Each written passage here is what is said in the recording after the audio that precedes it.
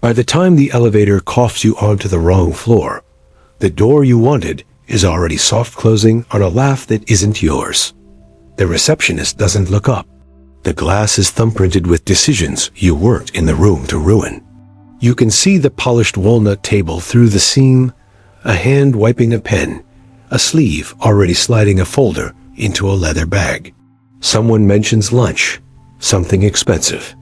The elevator chimes again, behind you like a bell for last rites. You brought numbers, sincerity, the holy relic of hard work. Adorable. In this building, effort is just a perfume to mask poor placement. You're standing in the hallway, not at the hinge.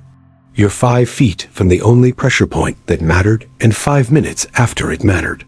They'll email you, circle back, because your address is wrong, your hour is wrong, and your chair most of all your chair is nowhere near the spigot. There's a light on the far wall. You think it's decorative. It's a signal to the janitor that the room is clear. You think meetings are where decisions get made. That would be cute if it weren't expensive.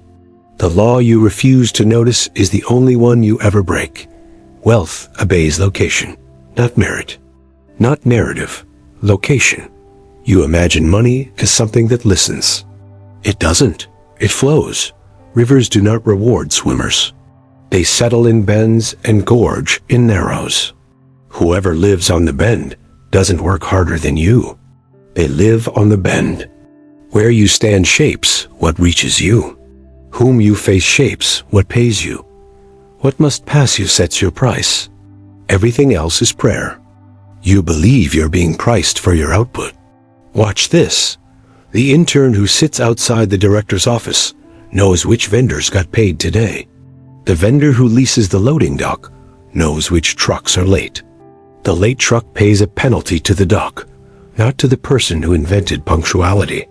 The cabinet maker charges more for a table in a gallery than in a garage, because the gallery is an address, not a room. A district rezones, and 6 families become landlords without becoming clever. The cafe on the corner survives a bad menu because it rents line of sight to the courthouse across the street. The courthouse was built where 3 streets kiss, and every argument must walk past the caffeine tax. You keep thinking value is inside the thing. No, it's in the placement around the thing. The same advice whispered from a stage costs more than the same advice muttered in a hallway.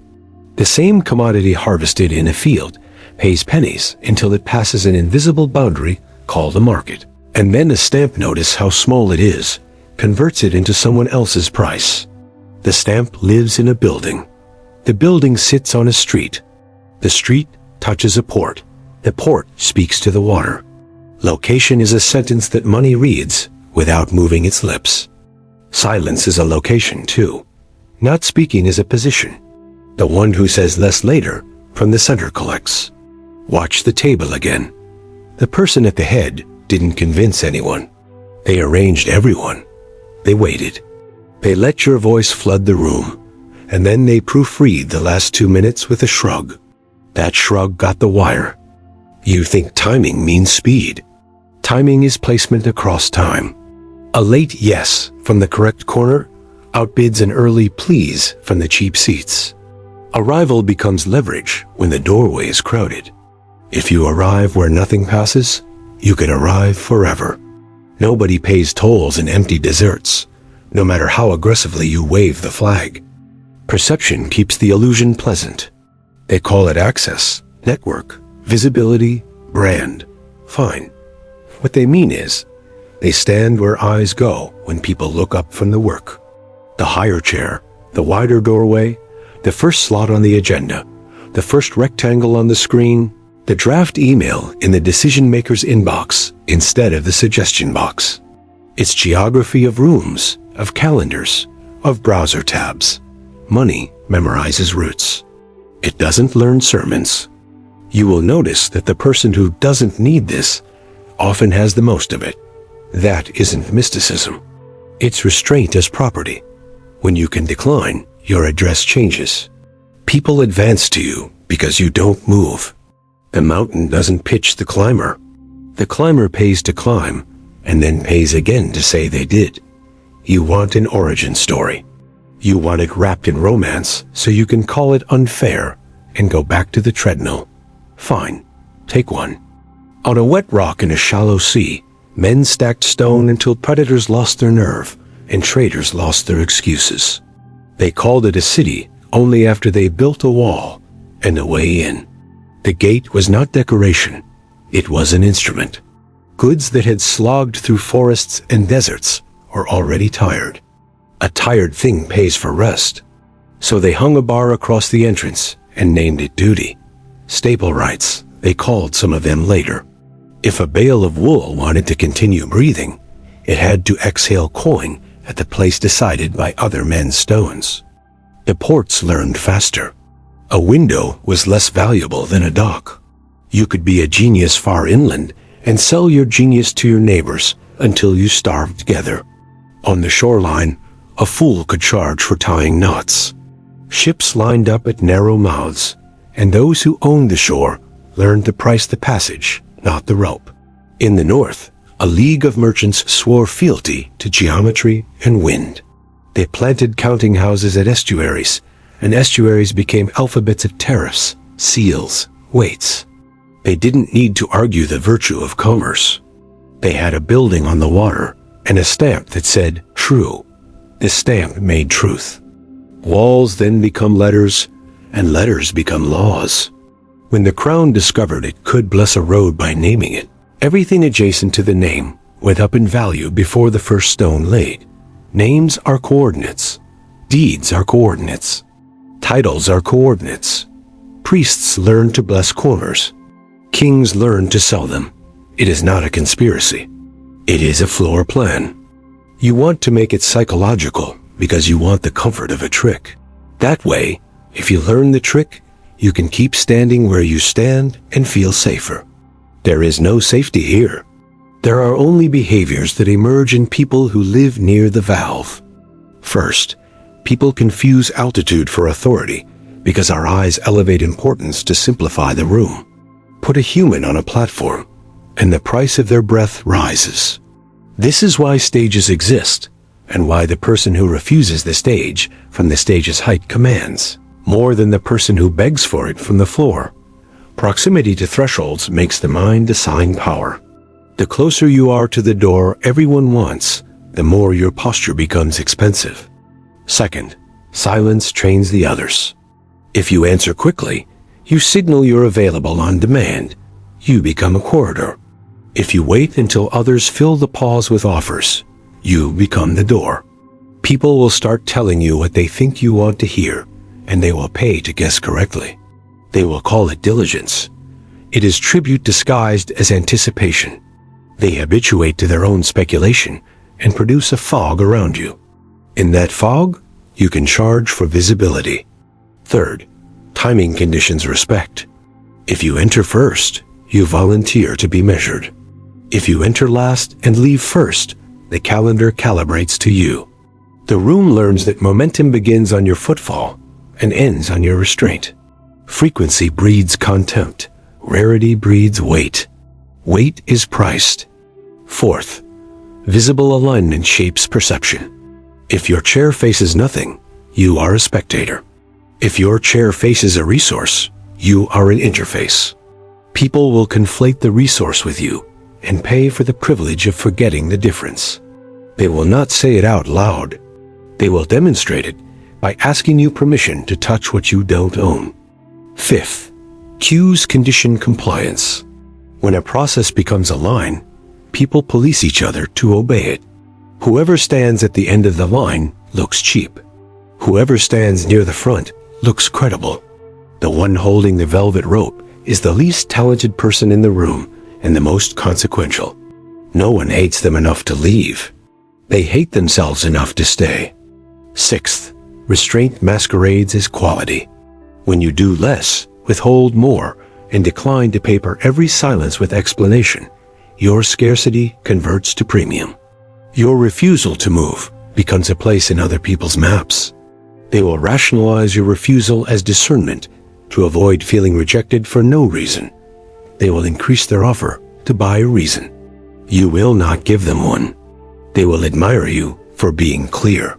7th, small frictions create memorable thresholds. A sealed envelope, an embossed card, a literal step up. A password said to a human, not typed into a field. These are not luxuries. They are anchor points for memory. Memory is the only ledger that matters for the next price.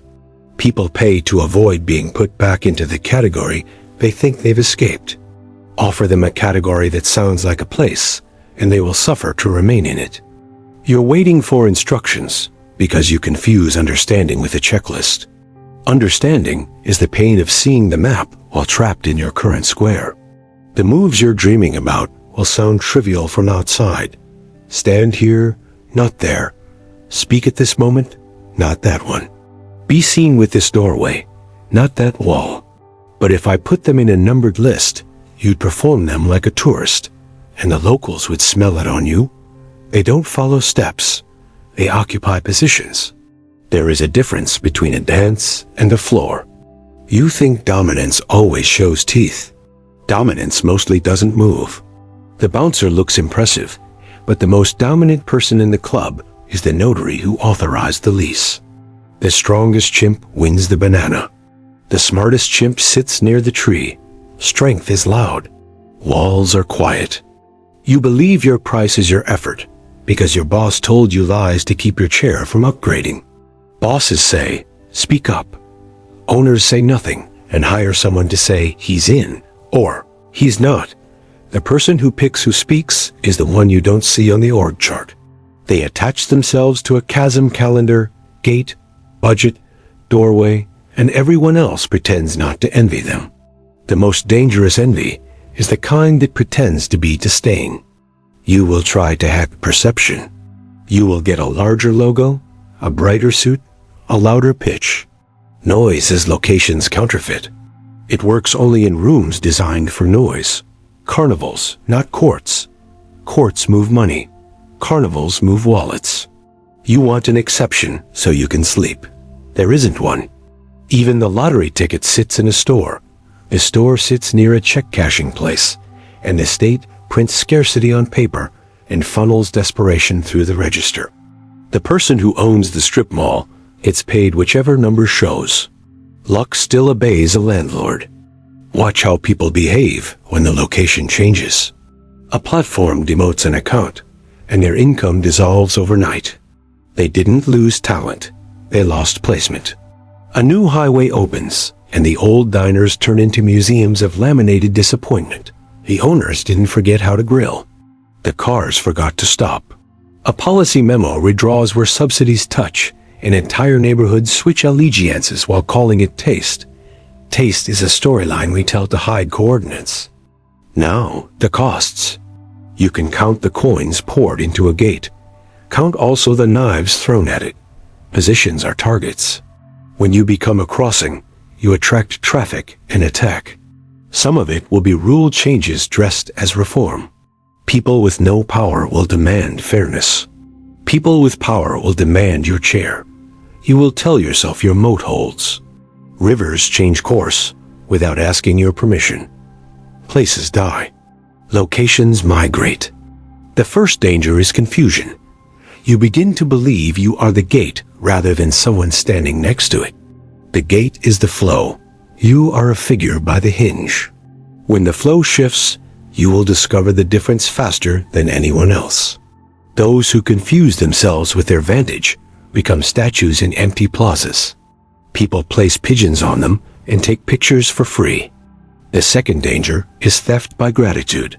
After you arrange to be paid by proximity instead of labor, people will thank you for things you didn't do. They will write you into their victories. That will feel like legacy. It is liability. They will need you less than they swear, but their attachment will sedate you. You will stop checking the current. You'll mistake the line for allegiance. Lines break at night. The third danger is corrosion from your own restraint. When you win by not moving, you practice not moving. Then the room rotates and your stillness becomes absence. Timing rewards patience until it punishes inertia. Late entries become never entries. If your only act is decline, you won't notice when the terms become worth accepting. The fourth danger is hunger disguised as a friend. People who mistake output for value will beg you to share the wealth by relocating your gate inside their cause. They will offer meaning as rent. You will be tempted to buy morality with placement. This is how fortresses become charities and then ruins. The public loves a gate when it's free. When it's free, it is not a gate. It is scenery. The fifth danger is echo. If your position is built on perception, visibility, association, aura, you will start curating the echo rather than the source. Your calendar will fill with photos of your face near other faces and no invoices. Applause is a currency managed by people who live on stages. Your chair is not a stage. It is a toll. Toll collectors who dance become entertainment. The sixth danger is legal weather. Every map lies.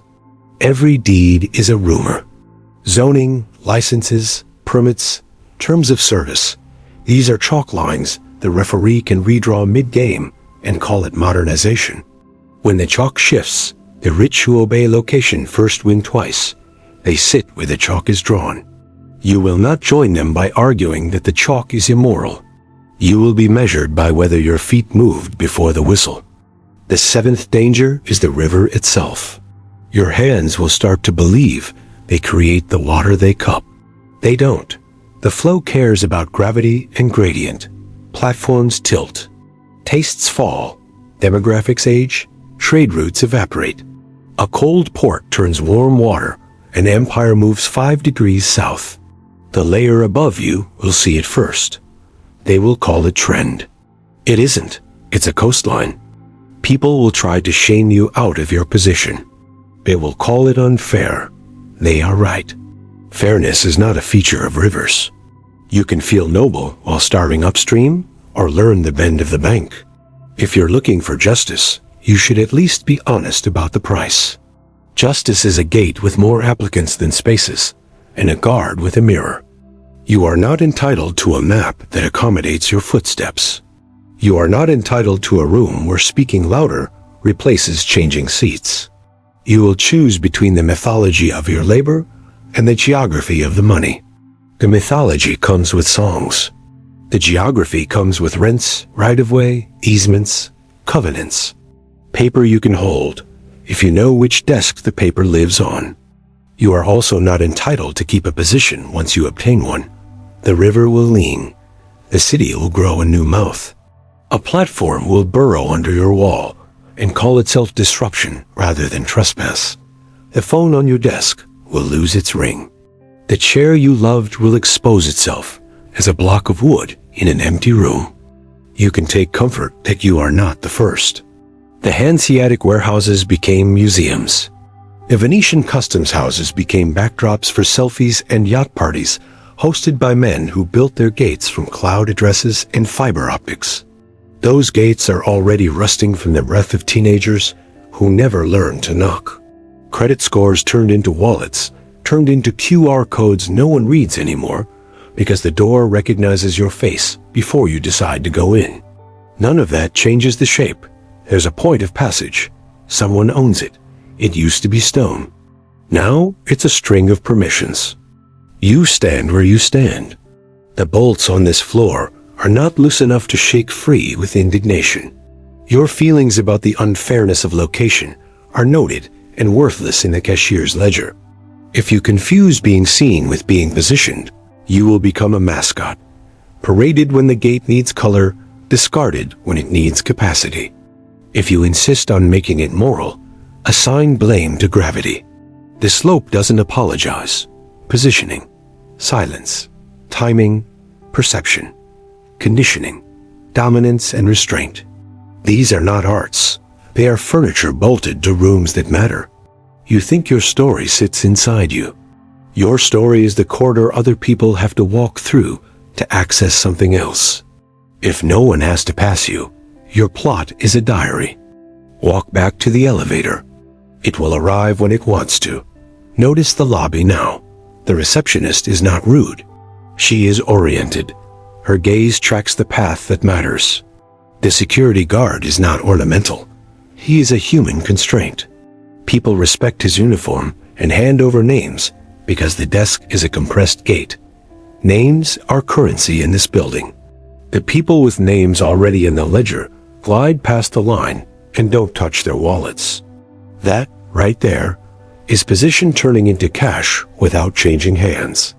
You can stay and argue with the door, or you can learn to see walls as instruments and corners as contracts. It won't save you. Nothing saves anyone. It will explain the invoice you keep receiving for choices you didn't notice yourself making. The river controls the tempo. Your feet control almost nothing. Almost. The elevator opens. Inside, a small camera. You look at it as if it were a person. It is not. The lens doesn't know your story. It knows your face is in the box, or it isn't. Floors are numbers. Numbers are locations. Locations are laws. The door closes without you asking. The room above you laughs again, softer now, because it is farther away. The button lights up. You realize it has always been this simple. Grotesquely so. You know exactly which floor matters. You just don't belong on it. That's not a tragedy. It's a map. When the door slides open again, the hallway will be the same length it was 5 minutes ago. The lights will hum. Down the corridor, someone stands in a doorway and says nothing at all. People drift toward them like filings to a magnet they pretend not to believe in. They will pay for the privilege of pretending. You don't move. The hum of the building settles into your bones like a verdict. Outside, the city keeps shifting the furniture you swear is fixed. Inside, the air tastes like recycled decisions. You're caught, not invited. And now you know why.